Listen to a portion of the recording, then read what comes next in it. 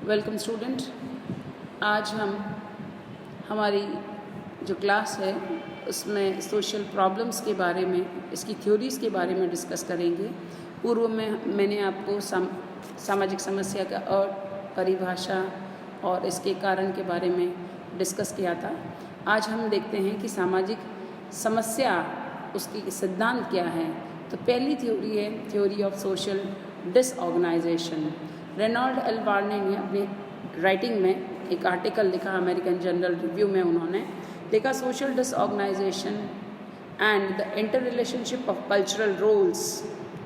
ये आर्टिकल लिखा 1949 में, और इस आर्टिकल में उन्होंने ये बताया कि social disorganisation is a state in which lack of consensus and lack of unity in the social institution and lack of means of social control. इसका मतलब क्या हुआ कि एकमतता की कमी होना, सामाजिक संस्थाओं में यूनिटी या संगठन का कमी होना, और तीसरा lack of means of social control, सामाजिक नियंत्रण में कमी आना। तो ये जो है वो सामाजिक विघटन को उत्पन्न करता है।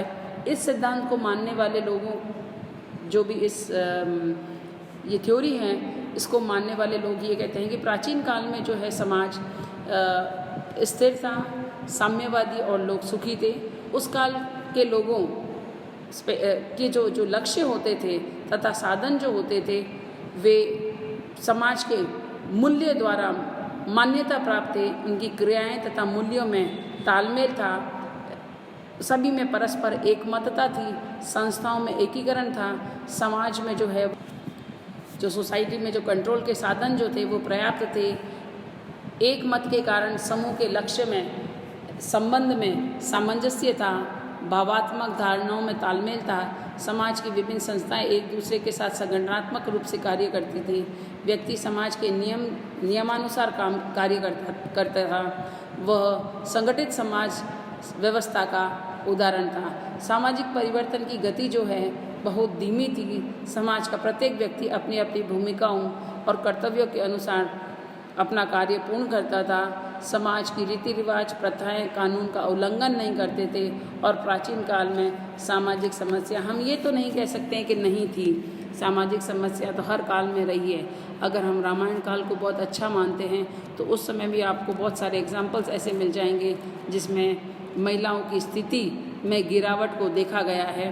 तो ऐसा नहीं कह सकते हैं, हम बहुत इनिशियल स्टेज में शायद बहुत अच्छा रहा होगा, बट रामायण काल, महाभारत काल और फिर धीरे धीरे जनपद और गुप्तन पीरियड, मौर्यन पीरियड और मुग़ल पीरियड से होता हुआ अगर हम अंग्रेज़ राज तक देखें, तब सामाजिक समस्या ऐसा नहीं है कोई भी समाज ऐसा रहा होगा मेरी नज़र में कि जिसमें कभी कोई सामाजिक समस्या नहीं उत्पन्न हुई। समस्या होती है, बट समस्या के प्रकार और उसकी गंभीरता पर बहुत कुछ निर्भर करता है। और सबसे इम्पोर्टेंट बात, लोग और प्रशासन या सरकारें या शासक जो होता है वो उसको किस प्रकार अटेम्प्ट करता है, उस समस्या का निवारण किस प्रकार होता है, उस पर भी बहुत अधिक प्रभाव पड़ता है। सामाजिक विघटन के सिद्धांत जो मानने वाले लोग ये कहते हैं कि जब समाज में जो परिवर्तन की गति बढ़ने लगती है तो परिवर्तन के कारण समाज में आवश्यकताओं की पूर्ति के साधनों का भी बढ़ना हो जाता है। और जब साधन बढ़ते हैं, नवीन साधन हो जाते हैं और व्यक्ति अपने नवीन साधनों द्वारा अपनी इच्छाओं को पूर्ण करने लगता है। समाज सम्मत लक्ष्य और साधनों के स्थान पर नवीन लक्ष्य और साधन जो है वो उनका चयन करने लगते हैं। समाज की परंपराएं, मूल्य, कानून आदि का उल्लंघन करने लगते हैं। उनकी क्रियाओं और मूल्यों में टकराव होने लगता है। लोग के विचारों और मान्यताओं में मतभेद उत्पन्न होने लगता है। सामाजिक नियंत्रण के साधनों में कमी आ जाती है, उनका प्रभाव कम होता है। व्यक्तियों के व्यवहार अनियंत्रित होने लगते हैं। उन अनेक मतों के कारण समूह के लक्ष्यों में संबंध में टकराव आता है और समाज में सामंजस्य का अभाव हो जाता है। और इसकी वजह से सामाजिक संगठन के स्थान पर समाज में विघटन हो जाता है। और इस सामाजिक विघटन के कारण बहुत सारी समस्याएं उत्पन्न हो जाती है। और इसीलिए वारन ने लिखा है, सामाजिक विघटन को क्या है? सामाजिक विघटन एक ऐसी समाज की ऐसी स्थिति है जिसमें अब अव्यवस्था टकराव, मतभेद, शिथिलता, विरुद्ध कार्य करती है, सामाजिक नियंत्रण आदि में कमी आती है। बहुत सारी जो सामाजिक संस्थाएं होती है वे एक दूसरे के लिए कार्य करती है जब समाज में संगठन बनाया रहता है, बट ये जस्ट उसके विपरीत जब कार्य करने लगती हैं तो समाज में जो है विघटन की स्थिति आ जाती है। तालमेल में असंतुलन, जो आपस में जो तालमेल होता है उसमें असंतुलन आ जाता है और पावन लक्षणों की कमी, अधिक व्यक्तिगत स्वतंत्रता, निज स्वार्थों का प्रभुत्व, अशांति, अविश्वास आदि जो है सामाजिक विघटन के लक्षण से सामाजिक समस्याएं उत्पन्न हो जाती है। और निश्चित ही जब समाज विघटित रहेगा तो विघटित समाज अपने आप में एक बहुत बड़ी समस्या है। तो लोगों ने इसकी आलोचना भी की है और कहा है कि सामाजिक समस्या की जो है वो ये व्याख्या नहीं करता है, और दूसरा ये कहता है कि सिर्फ यही एकमात्र कारण नहीं है। तीसरा ये है कि व्यक्तिगत विचलन, मूल्य में संघर्ष तथा सांस्कृतिक विलंबन के द्वारा सामाजिक समस्याओं की उत्पत्ति के कारण हैं।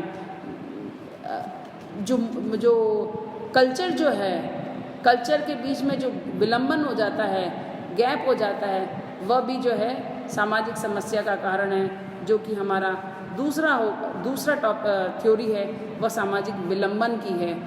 व्यक्तिगत विचलन, पर्सनल डेविएंट, व्यक्ति खुद अपने पथ मतलब समाज द्वारा मान्यता प्राप्त मूल्य के अनुसार जब व्यक्ति व्यवहार नहीं करता है तो निश्चित ऐसी स्थिति को हम विलंबन वाली बात कहते हैं, है ना। जैसे मैंने आपको लास्ट ईयर जब सोशल कंट्रोल पढ़ाया था तो मैंने कहा था कैसा एक ट्रैक, एक रास्ता बना होता है, और वो रास्ता तय कौन करता है? समाज के मूल्य, प्रथाएं, परंपराएं, वे सभी चीज़ें जो है ये तय करती है। और इस तय रास्ते में यदि व्यक्ति उसके अनुसार नहीं चलता है तो समाज में, या हम ये कहते हैं कि डेविएंट की स्थिति जो है वह उत्पन्न हुई है। अब हम बात करते हैं कल्चरल लैग की, सांस्कृतिक विलंबन। ऑगबन ने अपनी पुस्तक जो है सोशल चेंज में कल्चरल लैग का सिद्धांत दिया है, और ये मैंने आपको लास्ट ईयर जब हम सोशल चेंज पढ़ा रहे थे तब मैंने आपको कल्चरल लैग के बारे में बताया था कि कल्चरल चेंज किसको कहते हैं, है ना। और उसमें मैंने आपको मटेरियल कल्चर क्या होता है और नॉन मटेरियल कल्चर क्या होता है, अभौतिक संस्कृति क्या होती है और भौतिक संस्कृति क्या होती है। तो यहाँ मैं आपको भौतिक संस्कृति और अभौतिक संस्कृति में अंतर नहीं बताऊंगी, मैं सिर्फ आपको यही बताऊंगी यहाँ पे कि किस प्रकार, देखिए हर समाज में परिवर्तन होता है। अगर परिवर्तन नहीं होता तो आज जिस समाज में हम रह रहे हैं उसकी कल्पना भी हम नहीं कर सकते थे। समाज जिन चरणों से गुजरता हुआ यहाँ पहुँचा है, सेवेज, बार्बर, सिविलाइज्ड, ये परिवर्तन के कारण ही है। अगर परिवर्तन नहीं होता तो विकास भी नहीं होता। बट ज़रूरी नहीं है हमेशा होने वाला परिवर्तन डिज़ायर्ड हो, विकास की ओर ही ले जाता है, ऐसा नहीं है, ऐसा नहीं होता है। जब भौतिक संस्कृति में परिवर्तन होता है और परिवर्तन की स्पीड जो होती है वह अभौतिक की तुलना में, ये अभौतिक जो है वो यहाँ रुक गया, भौतिक संस्कृति है वो यहाँ है, तो इनके मध्य जो है ये आप देख रहे हो यहाँ पे, ये जो गैप है ये देखो यहाँ है, ये है ना, ये, और ये बीच का जो गैप है, ये बीच का जो गैप देख रहे हो आप, कल्चरल लैग, इसको हम सांस्कृतिक विलंबन कहते हैं। इसकी स्पीड, मटेरियल की स्पीड ज़्यादा है, नॉन मटेरियल की स्पीड कम है। तो अभौतिक संस्कृति की स्पीड भौतिक संस्कृति की तुलना में जो है वह कम होती है, जिसकी वजह से ये गैप की स्थिति बन जाती है। और जब ये गैप की स्थिति बनती है तो हम उसको सांस्कृतिक विलंबन कहते हैं। इस थ्योरी की भी जो है लोगों ने आलोचना की है। इस सिद्धांत द्वारा सभी सामाजिक समस्याओं की व्याख्या करना संभव नहीं है। परिवर्तन की विधि का उल्लेख नहीं किया गया, मेथड्स ऑफ सोशल चेंज के बारे में इसमें नहीं बताया गया है। परिवर्तन की गति भौतिक तत्वों में भी भिन्न भिन्न होती है। जो मटेरियल कल्चर है उसमें भी जो है परिवर्तन की जो स्पीड है वो चेंज होती है। कई बार भौतिक संस्कृति में नए नए आविष्कारों को अपनाने में भी समस्या हो जाती है। कई बार आपने देखा होगा कि हम मटेरियल कल्चर किसी और का अपना तो लेते हैं मगर उसको हम उसके साथ कोप अप नहीं कर पाते हैं, तो उसकी वजह से भी जो है समाज में सामाजिक समस्या उत्पन्न हो जाती है। सांस्कृतिक विलंबन कल्चरल लैग में मटेरियल और नॉन मटेरियल कल्चर के मध्य जब गैप स्पीड में परिवर्तन होते हैं तो ये धीमी स्पीड से होता है और ये तेज स्पीड से होता है। इनके मध्य जब गैप आ जाता है तो उसको हम सांस्कृतिक विलंबन की स्थिति कहते हैं। और इस विलंबन की वजह से जो है समाज में सामाजिक समस्या उत्पन्न हो जाती है। और जब ये समाज में, जैसे मैं आपको एग्जाम्पल अगर थोड़ा सा दूँ तो जैसे 19वीं शताब्दी में औद्योगिकरण हमारे यहाँ प्रारंभ हुआ था, उसके साथ साथ कल कारखाने और औद्योगिक केंद्र में श्रमिक से संबंधित दुर्घटनाएं भी बढ़ती चली गई, लेकिन श्रमिकों को क्षतिपूर्ति के लिए कोई कानून नहीं बना था, है ना। और मध्य में जो है ये समय जो है सांस्कृतिक विलंब का रहा। इसमें श्रमिक दुर्घटना के बाद जो बेकार हुए जो लोग हैं उन पर आश्रित जो लोग परिवार जो उस पर आश्रित रहता था वो भूखे मरते थे, उससे अनेक सामाजिक समस्याएं पैदा होती थी। ऐसे कई सामाजिक समस्याओं के उदाहरण हैं जो कि सामाजिक विलंबन के कारण उत्पन्न हुए और सामाजिक सुरक्षा के अभाव में बेरोजगारी, पश्चिमीकरण के कारण मूल्यों का टकराव, आधुनिक शिक्षा प्रणाली के कारण पीढ़ियों के मूल्यों में टकराव सबसे इम्पॉर्टेंट है। ये पीढ़ियों में जो कि आज भी रहता है। कई बार आप भी अपने पेरेंट्स को कहते थे आप पुराने ज़माने की बात कर रहे हो, हमेशा देयर इज जो आज की यंग जनरेशन बहुत अच्छा सा एक टर्मिनोलॉजी जनरेशन गैप है ना। हमारी सोच जो हमारी प्रीवियस जनरेशन या जो नेक्स्ट जनरेशन है उन दोनों के मध्य जो गैप होता है, उनकी सोच में जो है ना गैप होता है वो जनरेशन गैप कहलाता है।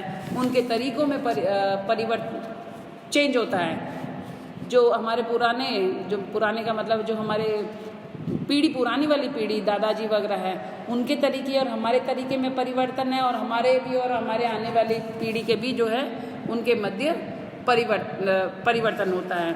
तो जो मूल्य में टकराव आता है, व्यवस्था में बाहुल्य के कारण, जाति व्यवस्था के मूल्य में संघर्ष आदि, सांस्कृतिक विलंबन के कारण रूढ़िवादिता, न्यून मूल्य, विचारों में संबंध में डर, परंपराओं में लगाव, नवीन परिवर्तन के प्रति भय आदि ऑकबर्न ने इन कारणों का विस्तार उल्लेख से किया था। और उसने कहा सांस्कृतिक विलंबन का सिद्धांत भौतिक व अभौतिक संस्कृति के परिवर्तन से संबंधित सामाजिक समस्याओं का व्यवस्थित वर्णन करने में वे जो है सक्षम रहे। तो ये जो है कल्चरल लैग और सोशल डिसऑर्गेनाइजेशन, ये दो बहुत मेन इम्पॉर्टेंट थ्योरीज हैं जो कि सोशल प्रॉब्लम्स को जो है समझाने में इम्पॉर्टेंट रोल प्ले करती है। Thank you. Will discuss next theory in our next class. Thank you.